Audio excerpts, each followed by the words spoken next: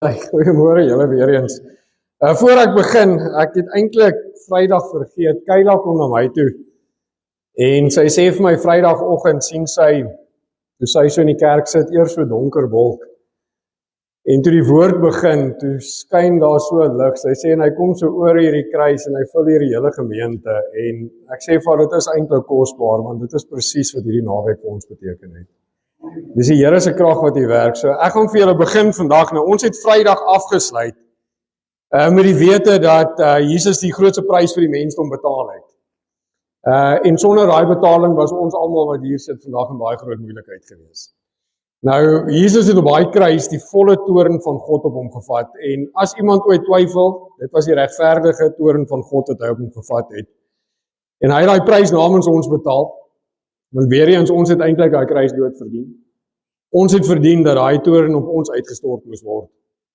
Maar as gevolg van daai betaling is ons vrygekoop. Ons wat wedergebore kinders van God is. En ons sal eendag geregverdig voor die Here kan staan as sy aangenome kinders. Maar dit stop eintlik nie daar nie. Die kruisiging was net die begin gewees, want om hierdie wettiglike transaksie te voltooi, moes daar nog een ding plaasgevind het. En dit is dat Jesus moes uit die dode uit opgestaan het. As Jesus nie uit die dode uit opgestaan het nie, het ons nog steeds 'n probleem gehad. Dan het die profesie nie tot vervulling gekom nie. Nou die eerste teksvers vandag is 1 Korintiërs 15 vers 13. En dit sê vir ons, as daar geen opstanding van die dode is nie, dan is Christus ook nie opgewek nie. En as Christus nie opgewek is nie, dan is ons prediking vergeefs en vergeefs ook julle geloof. En dan word ons valse getuies van God bevind, omdat ons teen God getuig het, dat hy Christus opgewek het. Wat hy nie opgewek het nie, ten minste as die dode nie opgewek word nie. Want as die dode nie opgewek word nie, dan is Christus ook nie opgewek nie. En as Christus nie opgewek is nie, dan is julle geloof nutteloos. Dan is julle nog in julle sondes. Dan is ook die wat in Christus ontslaap het verlore. As ons net vir hierdie lewe op Christus hoop, dan is ons elendigste van alle mense. Maar nou, Christus is opgewek uit die dode. Hy het die eersteling geword van die wat ontslaap het. Want aangesien die dood deur 'n mens is die opstanding van die dode ook deur 'n mens. Want soos hulle almal in Adam sterwe, so sal hulle ook almal in Christus lewend gemaak word. Nou Paulus sê dit eintlik vir ons baie eenvoudig. As Jesus nie opgewek was uit die dood uit nie, was hierdie kruisiging eintlik net 'n tragediese storie gewees. Dit was net 'n tragedie wat gebeur het, 'n man wat gekruisig is, en dan het die kruis ook nie veel meer van 'n betekenis gehad nie. Want deur Jesus se opstanding sien ons die krag en die oorwinning. En julle sal ook weet, dit is hoekom die Joodse leiers daai tyd uit hulle pad uitgegaan het, om Jesus se opstanding toe te smeer en te ontken. As julle gaan lees in Matteus 28, Matteus 28 vers 11, na Jesus opgestaan het en die wagte inteendeel vir hierdie Joodse leiers gaan sê, julle het eintlik 'n probleem. Doen hulle die volgende. En hulle sê, en terwyl hulle op weg was, kom daar sommige van die wag in die stad en vertel die owerpriesters alles wat gebeur het. En nadat hulle saam met die ouderlinge vergader en raad gehou het, het hulle die soldate baie geld gegee. En gesê, julle moet sê die disippels, of sy disippels, het die nag gekom en hom gesteel terwyl ons aan die slaap was. En as dit by die gouverneur gehoor word, sal ons hom tevrede stel en maak dat julle sonder sorg is. Hulle het toe die geld geneem en gedoen soos hulle geleer was, en hierdie verhaal is versprei onder die Jode tot vandag toe nog. Julle en daai liegstorie glo hulle vandag nog. Soveel so het hulle gegaan, hulle betaal hierdie manne 'n klomp geld en hulle sê, hoorie julle, gaan vertel hierdie liegstorie, maar as dit uitkom by julle baase, sal ons vir hulle 'n storie vertel, want eintlik het hierdie Joodse, hierdie Romeinse soldate die dood verdien, omdat hulle nie hulle werk gedoen het nie. Maar die Joodse leiers sê, moenie worry nie, ons gaan dit vir julle regstel, maar ons moet hierdie leuen aanhou verkondig. Nou, as ons net gaan kyk na die oploop van hierdie hele gebeurtenis, in die eerste plek, het ek Vrydag vir julle gesê, die Joodse leiers het ten minste 18 wette verbreek, net om Jesus tot op daai kruis te kry. Dan nadat hy op hy kruis is, moet hulle mense omkoopgeld betaal, sodat die waarheid nie uitkom nie. Nou dit op sy eie, volgens my, bevestig wie Jesus Christus was. Die Joodse leiers van daai tyd het dit gesien, hulle het dit beleef, en dit was vir hulle 'n werklikheid gewees. Hulle het gesien dat Jesus bevestig is as die Seun van God.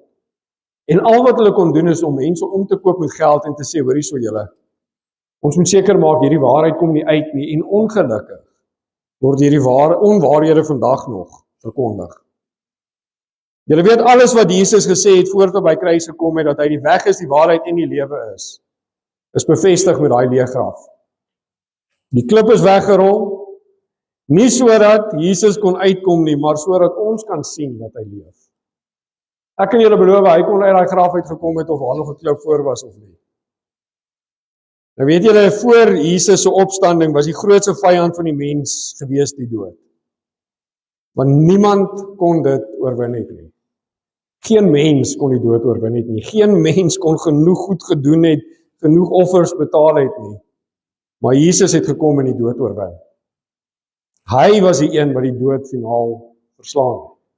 Vir ons wat hier sit, is dit kosbare nuus. Want julle weet, ewe skielik is die graf nie meer die einde nie, maar dit is eintlik die deurweg vir ons na die ewige lewe. As ons aardse bestaan tot 'n einde kom, is dit net ons aardse bestaan, maar ons lewens het nie eintlik tot 'n einde gekom nie. Maar julle, dit kom met 'n prys. Dit is nie verniet nie. Dit is nie vir elke mens nie. Dit is slegs vir wedergebore kinders van God. Dan is die dood nie die einde nie. Dan sal jy eendag in ewigheid saam met die Here kan wees. Maar jy moet 'n wedergebore kind van God wees. In Johannes 11, vers 25 tot 26, sê Jesus self. Jesus sê vir haar, ek is die opstanding en die lewe, wie in my glo sal lewe, al het hy ook gesterwe. En elkeen wat lewe en in my glo sal nooit sterwe tot in ewigheid nie. Glo jy dit? Hierdie vraag is eintlik so bitterlik belangrik vir elke persoon wat die woord hoor. Glo jy dit werklik? Sê jou hart en jou verstand en jou hele mens wees vir jou dat Jesus Christus is die Seun van God. Sê dit alles vir jou en glo jy dat dit bring vir jou nuwe lewe. Julle weet in Romeine het ons al gesien in Romeine 6 vers 4 inteendeel dat ons word saam met Christus opgewek tot 'n nuwe lewe. Sy dood was nie te vergeefs gewees nie. En weet julle wat vir my so kosbaar, dit begin nou al. Dis nie eendag nie, dis nou. Jy lewe al reeds en Christus lewe al reeds deur jou. Julle weet en dit is so kosbaar want hierdie opstanding van Jesus Christus en hierdie kruisdood gee vir ons die sekerheid dat ons sondes vergewe is. Dit gee vir ons die sekerheid dat ons nie meer hoef te bekommer oor die ou mens wat jy was nie, want jy is 'n nuwe skepsel. Julle weet hoe Jesus opgestaan het uit die dood uit, was dit 'n bewys dat God sy offer aanvaar. Die Here se wraak, sy toorn was bevredig gewees toe Jesus uit die dood uit opgestaan het.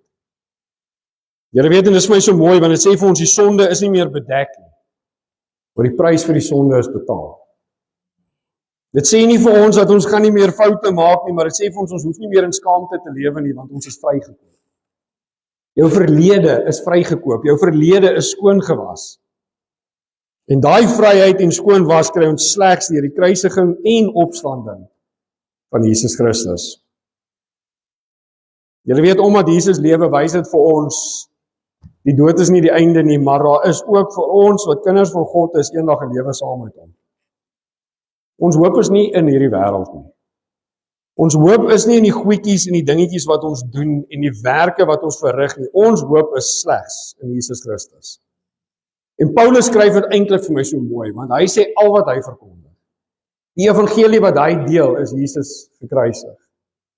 Dis die evangelie wat ons moet deel. Dit gaan nie oor gimmicks nie, dit gaan nie oor dingetjies wat mense bygevoeg het nie. Die evangelie is so skoon en so kosbaar.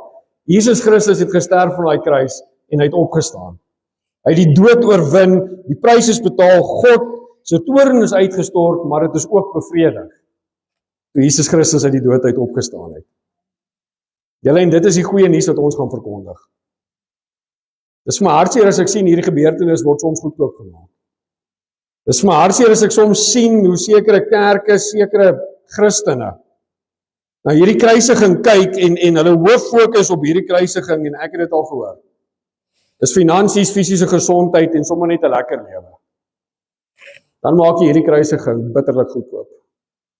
En dan besef jy nie waar gaan hierdie kruisiging nie.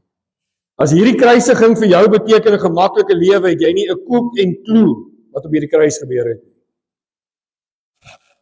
Dan is hierdie kruis vir jou goedkoop. Julle weet, Jesus wys aan hierdie kruis vir ons die grootste vorm van liefde. En uit hierdie liefdevolle daad wat Jesus doen, om die toorn van God op hom te vat, is die kosbaarste ding wat uit hierdie kruis het gekom het, ons verhouding met God is herstel. Dit is jou fokus met hierdie kruis. As ons kyk na Romeine 5 vers 10, en daar verloor ek my eie plek. Gelukkig weet ons waar sit Romeine, nee. Romeine 5 vers 10. Want as ons, terwyl ons nog vyande was met God, versoen is deur die dood van sy seun, veel meer sal ons deur sy lewe gered word, nou dat ons versoen is. Vers 11, en nie alleen dit nie, maar ons roem ook in God deur ons Here Jesus Christus, deur wie ons nou versoening verkry het. Sit julle fokus van hierdie kruis vandag op dit. Versoening met God. Nie finansies nie, nie weelde nie, nie 'n gemaklike lewe nie. Ons is versoen met God. Dis wat die kruis vir ons beteken het. As ons kan begin besef, ons is versoen met God. Jesus het vir ons 'n weg gemaak direk na die Vader toe. Sal die ander goeders vir ons 'n bysaak word. Want Jesus Christus wat ons verhouding versoen het met God, is die enigste ding wat die mensdom nodig gehad het. Die res is 'n bysaak. Weet julle wat vir my so hartseer? Ek gaan lees so deur hierdie tekste en ek kyk en ek besef, weet julle die disippels wat vir bietjie meer as 3 jaar saam met Jesus geloop het, sy wonderwerke beleef het, sy almag ervaar het, alles gesien en gehoor het wat hierdie man gedoen het, het self na sy kruisiging begin twyfel. Daar was 'n tydperk waar sy eie disippels gaan sit het in vrees en gewonder het, hoor jy, was ons verkeerd. Hulle het eintlik heeltemal die prentjie gemis. Weet jy, dit is vir my so hartseer as ek na dit kyk, maar dan wonder ek, hoeveel keer doen ons presies dieselfde? Ons kyk soms neer op hierdie disippels, maar ons doen dit ook. Nou, ek het 'n bietjie begrip vir hierdie disippels, want hulle het eintlik verwag Jesus gaan kom as die Messias wat hulle gaan red uit die Romeinse houvas uit. Hy gaan kom as hierdie ou wat oorlog gaan voer. Hy gaan 'n oorlogsheld wees en hulle gaan die Romeine verslaan. So dit maak vir my sin. Hulle het die hele tyd verwag. Die ironie van dit is, deur sy tydperk vertel Jesus vir sy disippels presies wat gaan gebeur. Hy bevestig homself tot op die kruis. Hy haal Psalm 22 aan as van sy laaste woorde op die kruis, net om vir die mense te bevestig presies wie hy was. En nog steeds kyk hulle na Jesus, hulle sien hom sterf en hulle dink dit is die einde. Weet julle, Herodes het al in die begin van Jesus se geboorte bevestig, dat hy het ook gedink, hier kom hierdie oorlogsheld. Dis hoekom hy Jesus wou dood. En hulle maak soveel mense vandag en hulle mis die groter prentjie. As ons kyk na Jesaja 53 vers 5, verstaan hulle dit verkeerd.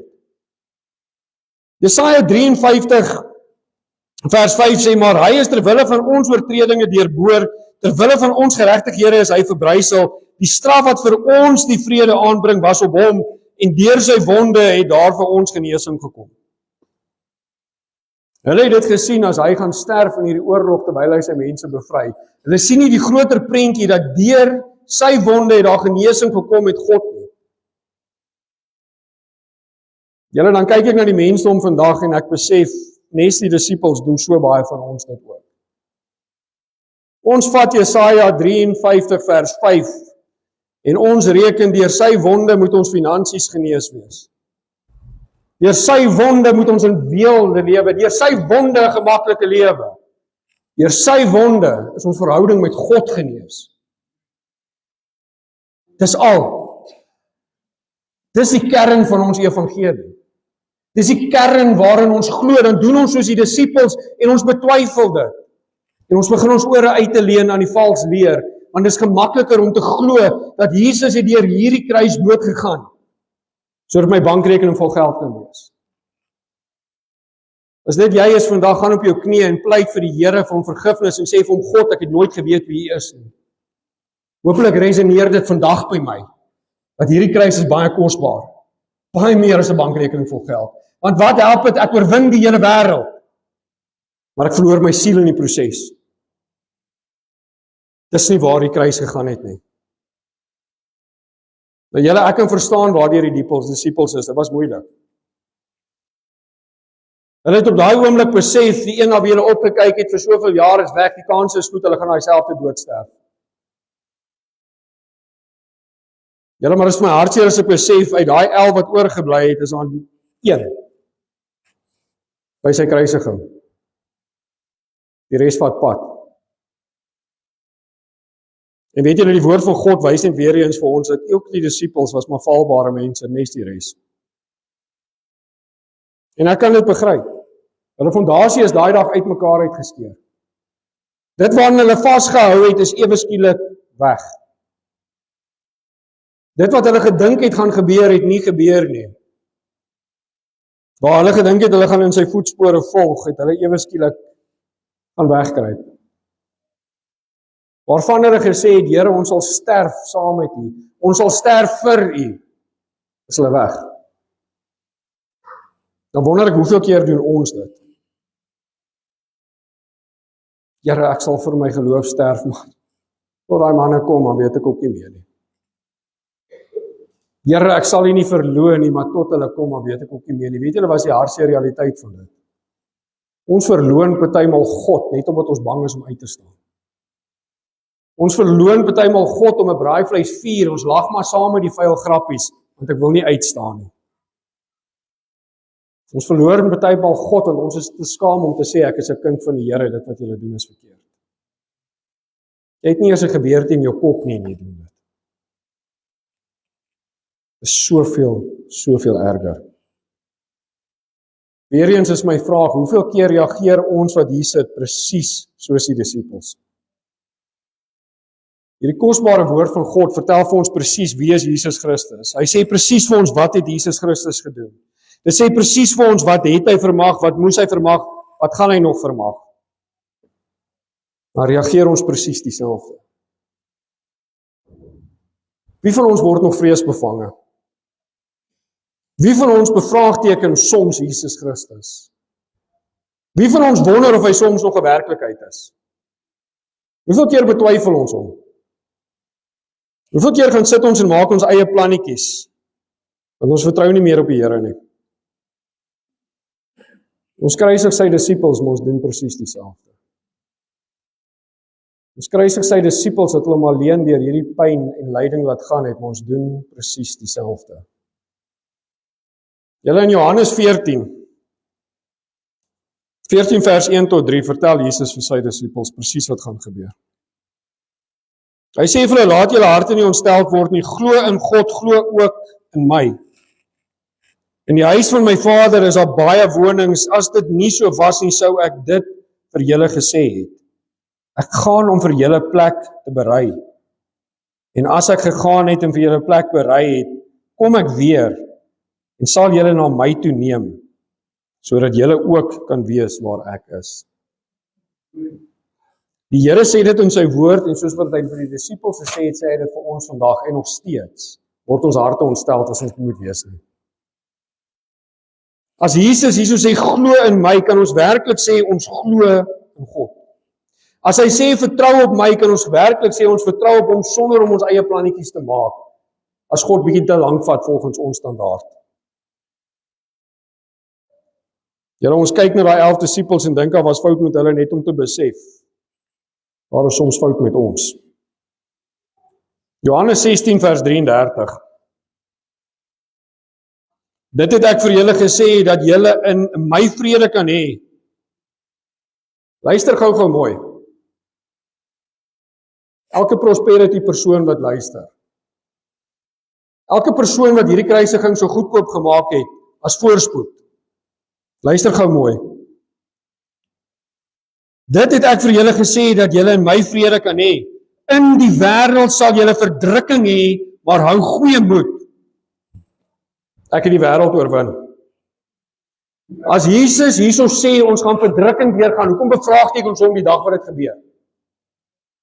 Bevraagteken ons ewe skielik God se goedheid. Waar is die Here Jesus Christus, want ek gaan weer dit duik. Die Here Jesus Christus het in sy woord vir jou gesê, wees voorberei, dit is wat kom. Die disippels hoor hierdie goeters, maar hulle begryp dit nie. Die kinders van God hoor hierdie goeters, maar hulle begryp dit nie.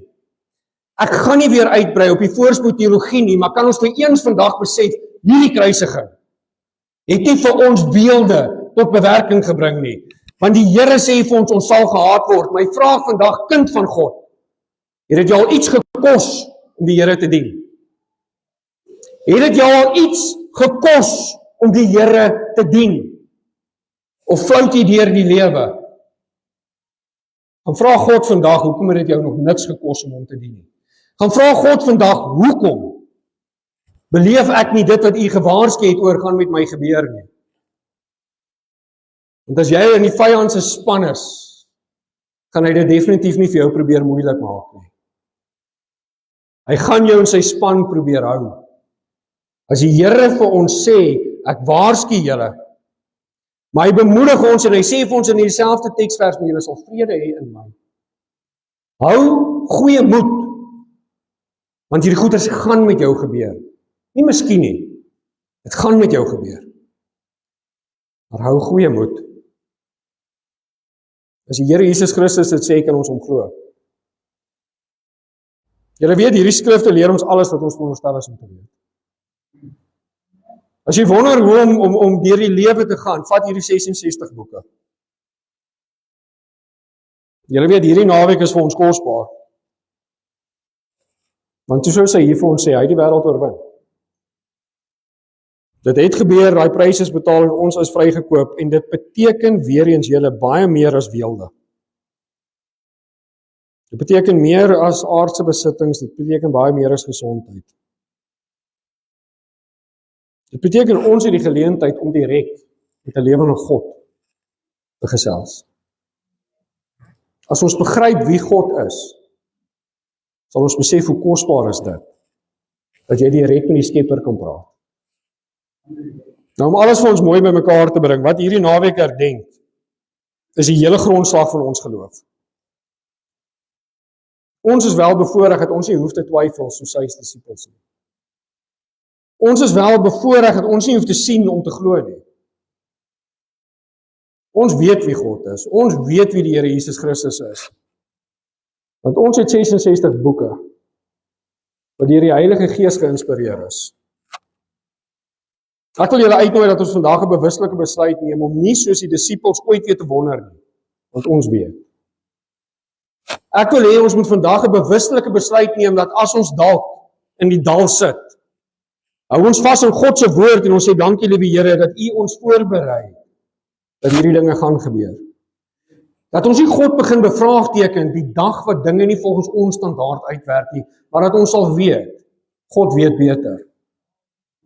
Hy sal reeds daar waartoe ons op pad is. Weet jy, dit is vir my so kosbaar dat ons hoef nie moeilike tye te vrees nie. En die grootste een van dit alles, ons hoef nie meer die dood te vrees nie. As jy 'n wedergebore kind van God is, maak jy jou oë op hierdie aarde toe en jy maak dit oop by die Here. Hoe kosbaar is dit? Hierdie kruis het dit vir ons bewerk. So Jesus se opstanding, ek het so 'n paar goedjies hier uitgesonder, wys vir ons die volgende. Nommer 1, dat Jesus die Seun van God is en die opstanding bevestig Jesus se identiteit en ook sy goddelike gesag. Dit wys ook vir ons dat 'n oorwinning oor sonde en die dood is, maar nie eers die graf kon Jesus hou nie. Ons het die versekering van vergifnis en regverdigmaking, want sy opstanding het bewys dat God sy offer aanvaar het. Julle, daar is nuwe lewe vir gelowiges en ons ontvang 'n totale nuwe identiteit, 'n veranderde lewe in Christus. Dit gee vir ons wat hier sit hoop op die ewige lewe, omdat Jesus leef, het ons die sekerheid. Jy is nie arrogant nie, jy het 'n absolute sekerheid. Hierdie naweek is die fondasie van ons Christelike geloof, want sonder die opstanding sou ons geloof niks beteken het nie. So as jy dalk nog twyfel of bietjie onsekerheid ronddra, wil ek julle vra, berus vandag by wat Jesus Christus in hierdie kruis vermag het. Met sy dood en met sy opstanding. Berus daarin vandag dat sonde nie meer mag oor jou het nie. Ons is besig om deur dit te werk. Ons het nou al vir 'n paar weke na dit gekyk. Weet julle, wat is my so mooi, dat jy kan werklik verander, want dieselfde gees wat Jesus uit die dooie opgewek het, werk nou binne jou. Besef ons hoe magtig en almagtig en kragtig is daai gees wat binne in ons is. Jy kan sonde oorwin. As die vyand jou oortuig het dat jy nie kan nie, as die vyand jou oortuig het jy is te vuil, as die vyand jou probeer oortuig dit wat jy gedoen het is te veel, het jy vandag die absolute sekerheid dat verandering in jou lewe is moontlik. En jy hoef nie meer jouself te straf oor jou verlede nie, want Jesus Christus het daai straf op hom gevat. Hy het reeds daai prys betaal. Ek het vir ons 3 eenvoudige vrae hier vandag. En hierdie gaan jy aan jouself moet beantwoord. Glo jy dat Jesus werklik opgestaan het? My tweede vraag is, leef jy in die krag van sy opstanding? En my derde vraag is, of leef jy nog asof die graf die einde is? As jy nog vasgevang is in vrees, sonde of skuld oor jou verlede, dan het ek vir jou goeie nuus. Ek het vir jou sulke goeie, kosbare nuus, dat die Here vir jou sê, sy Heilige Gees. Daai Heilige Gees, waarvan ons so gereeld in die tekste lees, is beskikbaar vir iedereen en elk wat hier sit vandag. Jy is vrygekoop, jy is 'n nuwe mens. Maar die keuse staan vir elke persoon hier vandag. Ek kan dit nie vir jou neem nie. Ek wil graag, en weet julle hoekom beklei ons so, ek hoor dit nou die dag, om mense in die hemel te kry. Want dis die enigste ding wat jy saam met jou kan vat. Geen aardse besittings gaan saam met jou gaan nie, maar ons kan beklei, ons geliefde saam met ons daar te kry. Sal julle die opstanding van Jesus Christus gaan 'n reaksie van julle ver. Sê dit op elke begrafnis. Ek gaan vir jou alles vertel vandag, maar die keuse berus by jou. Die eerste ding is, erken jou sonde, en erken dat almal gesondig het, en dat ons vergifnis nodig gehad het. Die tweede ding is, glo in Jesus, en glo dat hy jou sondes saam met hom op daai kruis gevat het. Glo dat hy gesterf het en 3 dae later weer opgewek is. Bekeer jou. Neem 'n opregte besluit vir God. Bely Jesus as jou Here, julle, want hy is die enigste weg.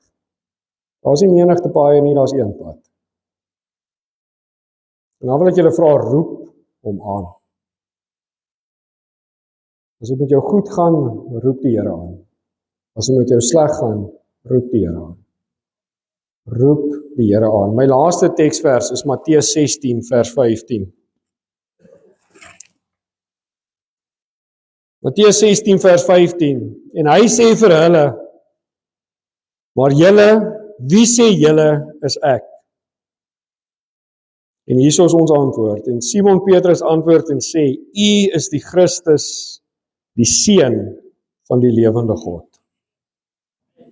Ons almal het dieselfde berusting in ons harte vandag. Jesus leef. Sluit asseblief vir my die oë. Here, dis vir my kosbaar as ons besef dat nie net die kruis is leeg vandag nie, maar die graf is ook leeg. Here, dis kosbaar as ons besef dat U leef.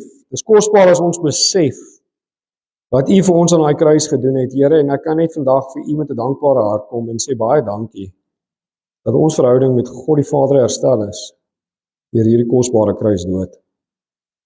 Here, dankie dat ons die geleentheid het om U aan te roep, tydig en ontydig, dat ons enige tyd na U toe kan kom as gevolg van wat op hierdie kruis gebeur het. Here, my gebed vandag is dat ons as wedergebore kinders van God hierdie kruis nooit goedkoop sal maak nie. Here, dat ons hierdie kruisdood sal aanvaar en U woorde sal aanvaar dat as ons dalk deur 'n dal gaan, dat ons U nie gaan bevraagteken nie. Want U was ons goedgesind om ons te waarsku dat hierdie dinge gaan wel gebeur. Here, mag ons net aan die skrifte vashou. Here, ek het een versoek vandag vir elke persoon wat hier sit en ingeskakel is, en dit is dat hierdie kruisdood so sal resoneer, dat hulle sal begin besef hoe duur prys is op hierdie kruis betaal. Dat ons nooit weer hierdie kruisdood enigsins goedkoop sal maak nie. Here, ek het hierdie begeerte dat ons sal begin opstaan vir U evangelie, dat ons die wêreld daar buite sal gaan bereik met die waarheid. Here, U wil hê niemand moet verlore gaan nie, en dit moet ons begeerte ook wees, dat ons niemand wil laat verlore gaan nie. Here, ek staan vandag met 'n dankbare hart. Ek beleef U goedheid, ek beleef U guns, ek beleef U grootheid elke liewe sekonde. Ek kan nie vir U genoeg dankie sê vir dit nie.